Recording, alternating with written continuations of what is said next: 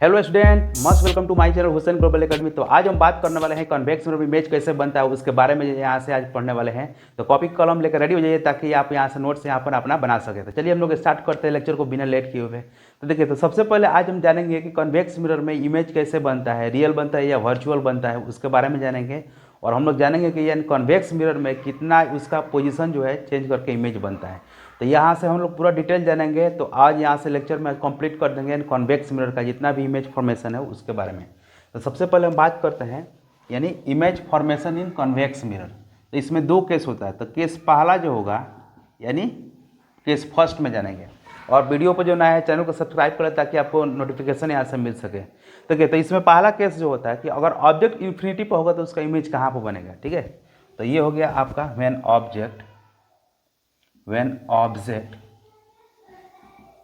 object is at infinity then infinity. इसका मतलब क्या है, मतलब ऑब्जेक्ट बहुत दूर है। ठीक है, तो उस पर इमेज कैसे बनेगा उसको देखेंगे। देखिए, तो ये हो गया आपका मिरर हो गया यानी कॉन्वेक्स मिरर। ठीक है, ये हो गया आपका कॉन्वेक्स मिरर का पोल हो गया, ये पॉइंट हो गया, इसको पोल बोलते हैं। ये हो गया आपका फोकस पॉइंट, ये हो गया आपका सी सेंटर ऑफ कर्वेचर। ठीक है, अब मान के चलिए यहाँ से ये क्या है आपका लाइट ऐसे जा रहा है इन्फिनिटिव से, ऐसे इन्फिनिटिव से ऐसे जा रहा है और ऑब्जेक्ट कहाँ पर है, इन्फिनिटिव पर है, मतलब बहुत दूर से इधर, ये इन्फिनिटिव का सिंबल है। तो ये इधर से यहाँ पर समझिए, इधर से ये लाइट ऐसे जा रहा है। ठीक है, तो अब देखें यहाँ से, इसके पहले हम लोग जितना भी लॉ पढ़ लिए थे यहाँ से, यानी कि अगर कोई भी रे ऑफ लाइट जब मिरर से रिफ्लेक्शन होगा तो फोकस से पास होगा। तो यानी तो इसका जो और फोकस से पास होगा, और पैरेलल रे ऑफ लाइट जो होता है वो हमेशा फोकस से पास होगा। देखिए यहाँ से ये हो गया आपका फोकस पॉइंट और यहाँ से भी ये फोकस पॉइंट। ठीक है, तो कहने का मतलब इसका इमेज कहाँ पर बनेगा, ये पॉइंट ए पर बनेगा।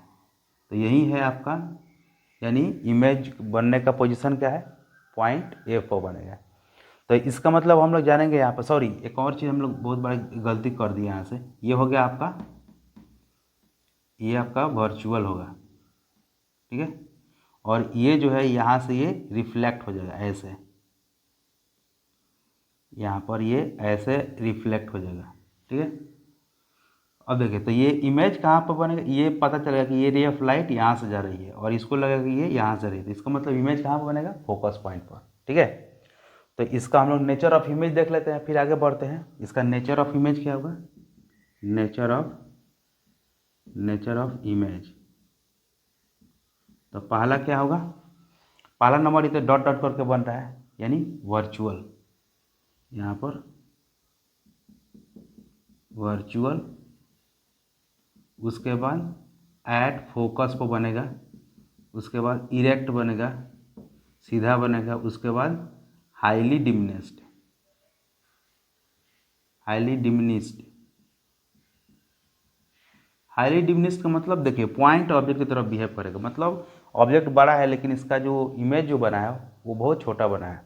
उसके बाद यानी हम बात करेंगे यानी सेकंड जो कंडीशन है कि यानी ऑब्जेक्ट को इन्फिनिटिव और यहाँ से सी के बीच अगर रखा जाए तो, सॉरी इन्फिनिटिव और पोल के बीच रखा जाए तो उसका इमेज क्या होगा। तो चलिए इसको उतारिए, फिर हम आगे बढ़ते हैं।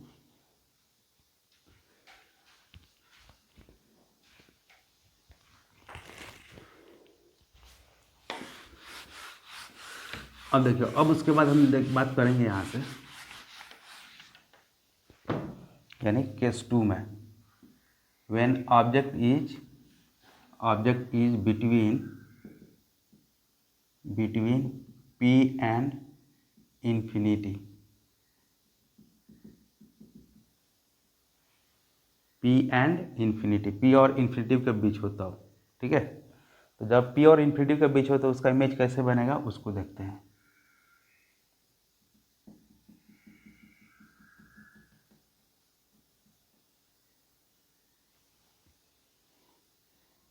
ये है आपका पोल, फोकस ये है सी। तो देखिए ये इन्फिनिटी और पोल के बीच मान के चलिए ये कोई एक ऑब्जेक्ट है ऐसे, ठीक है। तो पैरेलल रे ऑफ लाइट कहाँ से पास होगा? फोकस से,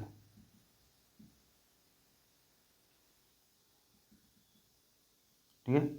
और ये ऐसे चला जाएगा, रिफ्लेक्ट होगा। फिर उसके बाद ये अगर सेंटर ऑफ कर्वेचर से पास होगा तो क्या अगर उतना ही एंगल पर रिफ्लेक्ट हो जाएगा, उसी पाथ पर यानी रिफ्लेक्ट हो जाएगा। तो इसका इमेज जो बनेगा यहाँ पर बना, ठीक है। ये ए और बी है, ये ए डैश और ये बी डैश। तो दो केस हुआ। अब इसके बारे में बात करते हैं, नेचर ऑफ इमेज। इसका नेचर ऑफ इमेज मतलब इसका नेचर क्या है?